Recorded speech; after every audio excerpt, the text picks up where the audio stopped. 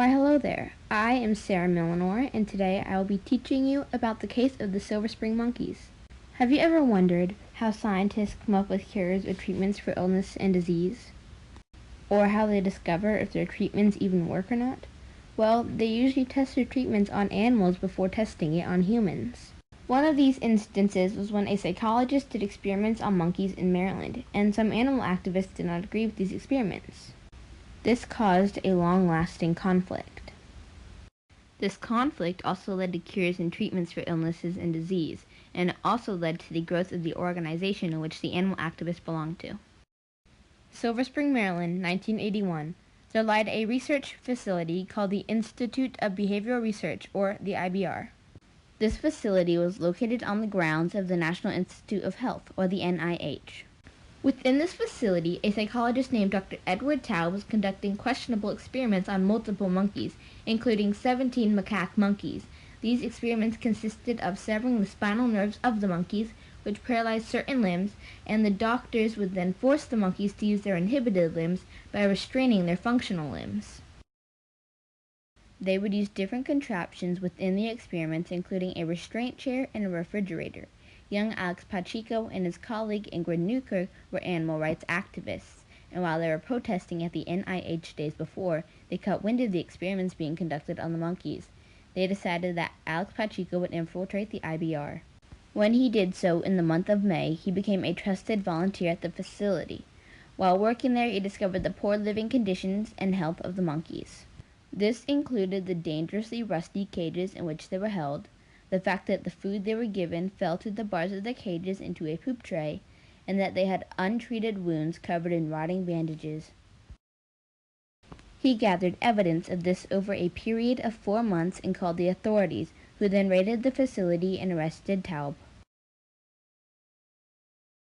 Psychologist Dr. Edward Taub created a process called CIMT, or Taub's therapy, based off of his research, which helps people with stroke or other diseases to relearn how to use their inhibited limbs again. This process includes the restraining of the working limbs, which forces the person or patient to use their inhibited limb. It also consists of many specific exercises. For example, one of these exercises includes putting a mitt on the functional limb of the patient, then having them play chess with the dysfunctional limb.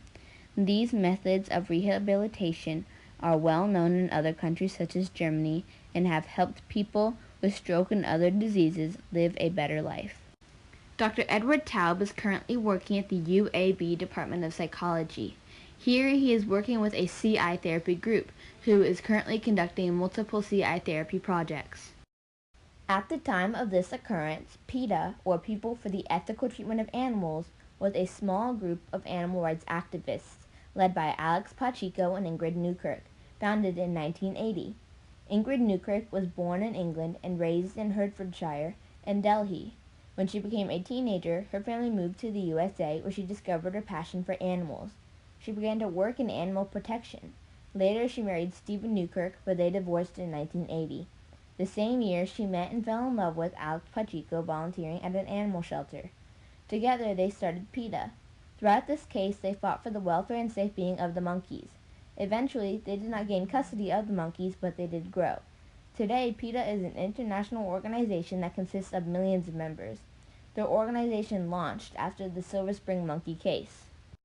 During Dr. Taub's arrest, he was charged on multiple accounts, including animal cruelty. The case lasted for many years, and it eventually made it to Supreme Court.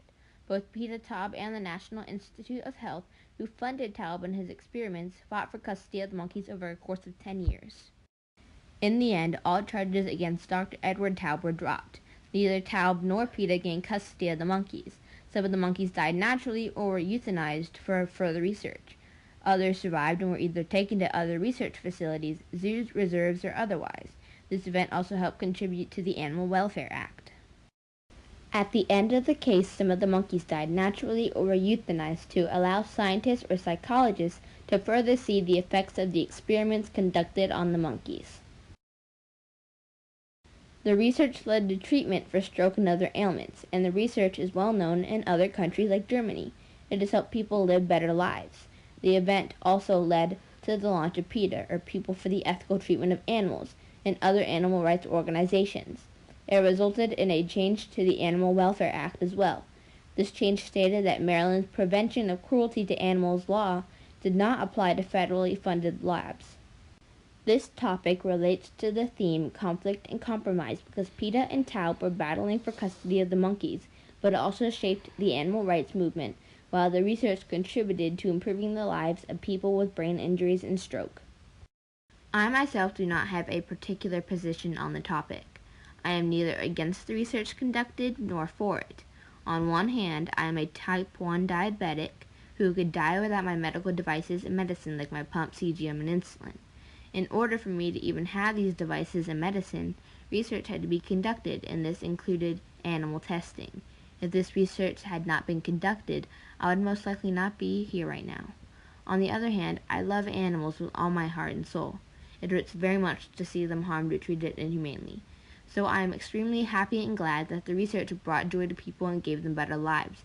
But I am not as glad to know that animals were harmed, treated inhumanely, and were killed in the process.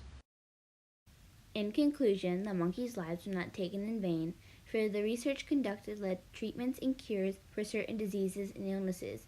These cures and treatments will help better people's lives. And as for PETA, PETA grew into the international organization it is today.